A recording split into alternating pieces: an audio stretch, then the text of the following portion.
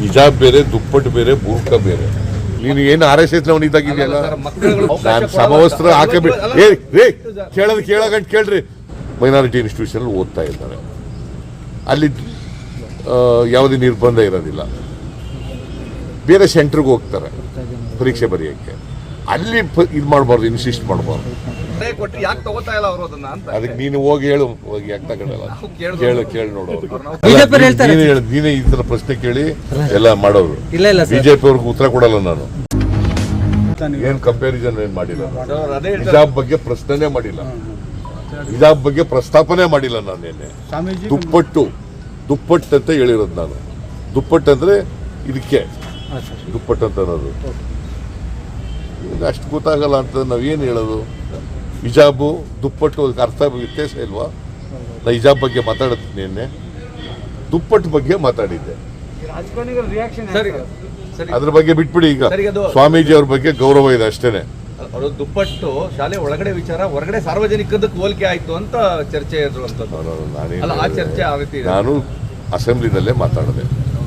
ಅಸೆಂಬ್ಲಿನಲ್ಲಿ ಒಂದು ಸಲಹೆ ಕೊಟ್ಟೆ, ನೋಡಪ್ಪ ಕೋರ್ಟ್ ಡಿಸಿಷನ್ ಆಗಿದೆ ಹಿಜಾಬ್ ಹಾಕಬಾರ್ದು ಅಂತೇಳಿ. ಕೋರ್ಟ್ ಡಿಸಿಷನ್ನು ಕೋರ್ಟ್ ಡಿಸಿಷನ್ ಬೇರೆ, ಅದು ಗೌರವ ಕೊಡೋಣ. ಬಟ್ ನೀವು ಸರ್ಕಾರ ಪರೀಕ್ಷೆ ಬರೀಲಿಕ್ಕೆ ಹೆಣ್ಮಕ್ಳಿಗೆ ಅವಕಾಶ ಮಾಡಿಕೊಡಿ, ದುಪ್ಪಟ್ಟು ಹಾಕೊಂಡು ಮಾಡಲಿಕ್ಕೆ ಅವಕಾಶ ಮಾಡಿಕೊಡಿ ಅಂತ ಸಲಹೆ ಕೊಟ್ಟೆ ನಾನು. ಗೊತ್ತಾಯ್ತಾ? ಇಲ್ಲವ್ರು ಏನಾಗುತ್ತೆ, ಈಗ ಒಂದು ಹೆಣ್ಮಗಳು ಮೈನಾರಿಟಿ ಇನ್ಸ್ಟಿಟ್ಯೂಷನಲ್ಲಿ ಓದ್ತಾ ಇದ್ದಾರೆ, ಅಲ್ಲಿ ಯಾವುದೇ ನಿರ್ಬಂಧ ಇರೋದಿಲ್ಲ. ಬೇರೆ ಸೆಂಟ್ರಿಗೆ ಹೋಗ್ತಾರೆ ಪರೀಕ್ಷೆ ಬರೆಯೋಕ್ಕೆ, ಅಲ್ಲಿ ಇದು ಮಾಡಬಾರ್ದು, ಇನ್ಸಿಸ್ಟ್ ಮಾಡಬಾರ್ದು.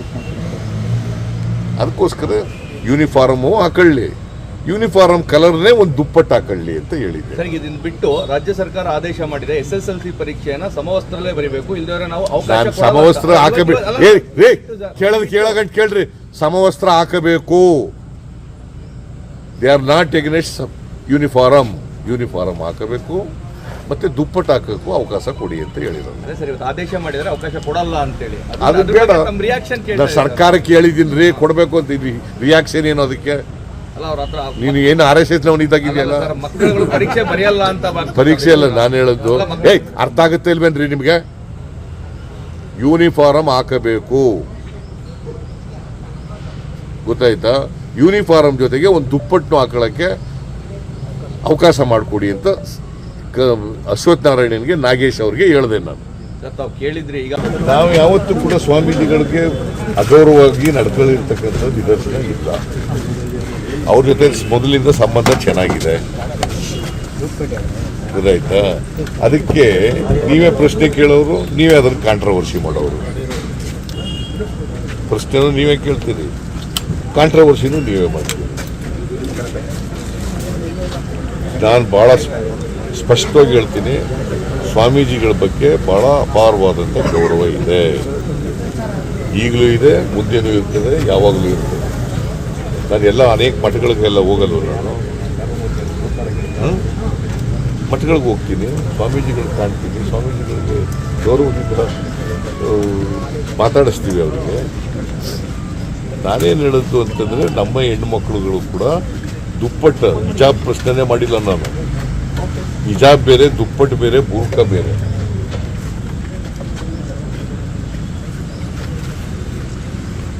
ಅವರು ಹಿಂದಿನಲ್ಲಿ, ಉರ್ದುನಲ್ಲಿ ದುಪ್ಪಟ್ಟು ಅಂತ ಕರೀತಾರೆ.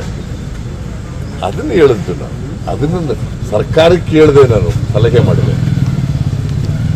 ಯೂನಿಫಾರ್ಮ್ ಹಾಕತ್ತಾರೆ, ಯೂನಿಫಾರ್ಮ್ ಜೊತೆಗೆ ದುಪ್ಪಟ್ಟು ಹಾಕೊಳ್ಳೋಕೆ ಅವಕಾಶ ಮಾಡಿಕೊಡಿ. ಪರಿಚಯ ಹೆಣ್ಮಕ್ಳು ಶಿಕ್ಷಣದಿಂದ ವಂಚಿತರಾಗಬಾರ್ದು,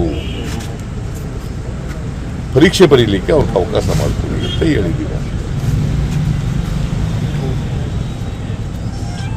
ಸ್ವಾಮೀಜಿಯವ್ರ ಬಗ್ಗೆ ಅಗೌರವದಿಂದ ಮಾತಾಡೋದಾಗಲಿ, ಸ್ವಾಮೀಜಿಯವ್ರಿಗೆ ಅಗೌರವ ಮಾಡೋದಾಗಲಿ ನಾನು ಯಾವತ್ತೂ ಮಾಡಿಲ್ಲ, ಮಾಡಲ್ಲ, ಮುಂದೆನೂ ಮಾಡಲ್ಲ. ಸ್ವಾಮೀಜಿಯವ್ರ ಬಗ್ಗೆ ಅಪಾರವಾದಂಥ ಗೌರವ ಇದೆ. ಸರ್, ಈಗ ಬಿಜೆಪಿ ಅವರು ಹೇಳ್ತಾರೆ ಸ್ವಾಮೀಜಿಗಳ ಹೆಸರನ್ನು ಅನಗತ್ಯವಾಗಿ ಎಳೆ ತಂದಿದ್ದೇಕೆ ಅಂತ. ನೀನೇ ಮಾಡಿರೋನಾಗ್ರೆ ನೀನೇ ಈ ತರ ಪ್ರಶ್ನೆ ಕೇಳಿ ಎಲ್ಲ ಮಾಡೋರು. ಬಿಜೆಪಿ ಅವ್ರಿಗೆ ಉತ್ತರ ಕೊಡಲ್ಲ ನಾನು. ಸ್ವಾಮೀಜಿಯವ್ರ ಬಗ್ಗೆ ಗೌರವ ಇದೆ ಅಷ್ಟೇ, ಗೊತ್ತಾಯ್ತಾ? ಸ್ಪೋರ್ಟ್ಸ್ ಅಷ್ಟು ತೋರ್ಸು ಅಲ್ಲ, ಸುಮ್ಮನೆ ಇರು. ಆಗ್ತದಲ್ಲ ಅಂತ ಪ್ರಶ್ನೆ. ಹಾಳು ಮಾಡಿದ್ರೆ ಯಾರು ಜವಾಬ್ದಾರರು? ಯಾಕೆ ಅರ್ಥ ಮಾಡ್ಕೊತಾ ಯಾರು ಇಲ್ಲ? ಜವಾಬ್ದಾರರು? ಸರ್ಕಾರ ಯಾಕೆ ಅರ್ಥ ಮಾಡ್ಕೊತಾ ಇಲ್ಲ ಅಂತ. ಎಜುಕೇಶನ್ ಕೊಡೋದು ಯಾರು? ಸರ್ಕಾರ ಅವ್ರಿಗೆ ಶಿಕ್ಷಣ ಕೊಡದವ್ರು ಯಾರು ಜವಾಬ್ದಾರರು? ಸರ್ಕಾರ. ಮತ್ತೆ ವಿಪಕ್ಷದ್ದು ಜವಾಬ್ದಾರಿ ಇರುತ್ತಲ್ಲ ಅಂತ ಸರ್. ಹಾಗಾಗಿ ನಾವು ಸಲಹೆ ಕೊಟ್ಟು ಯಾಕೆ ತಗೋತಾ ಇಲ್ಲ ಅವರು ಅದನ್ನ ಅಂತ. ಅದಕ್ಕೆ ನೀನು ಹೋಗಿ ಹೇಳು, ಹೋಗಿ ಯಾಕೆ ತಗೊಳ್ಳಲ್ಲ ನಾವು ಕೇಳ್ದು- ಕೇಳಿ ನೋಡು ಅವ್ರು. ನಾವು ಕೇಳ್ದು- ಯಾಕೆ ತಗೊಳ್ಳಲ್ಲ ಅಂತ ಕೇಳಿ ನೋಡಪ್ಪ. ಸಲಹೆ ಕೊಟ್ಟವರಲ್ಲ, ಯಾಕ್ರಿ ತಗೊಳ್ಳಲ್ಲ ಅಂತ ಕೇಳು. ನನ್ನೇ ಕೇಳಿದ್ರೆ ನಾವು ಸಲಹೆ ಕೊಟ್ಟಿದ್ದೀವಿ. ಸರ್ಕಾರ ಹೆಣ್ಮಕ್ಳ ಶಿಕ್ಷಣ ವಂಚಿತರಾಗಬಾರ್ದು ಅಂತಕ್ಕಂಥ ಕಳಕಳಿ ಇದ್ದರೆ ಅವ್ರಿಗೆ ಅವಕಾಶ ಮಾಡಿಕೊಡ್ಬೇಕು. That is my point. ಅದರಿಂದ ಸ್ವಾಮೀಜಿಗಳಿಗೆ ಬಗ್ಗೆ ಅಪಾರವಾದಂಥ ಗೌರವ ಇದೆ. ಸರ್, ಸರ್ಕಾರ ಅರ್ಲಿಯರ್ ಪೋಲಿಂಗ್ ಹೋಗಕ್ಕೆ ಪ್ರಯತ್ನ ಪಡ್ತಾ ಇದೆ. ನನಗೆ ಗೊತ್ತಿಲ್ಲ, ನನಗೆ ಗೊತ್ತಿರೋ ಮಟ್ಟಿಗೆ ಇಲ್ಲ.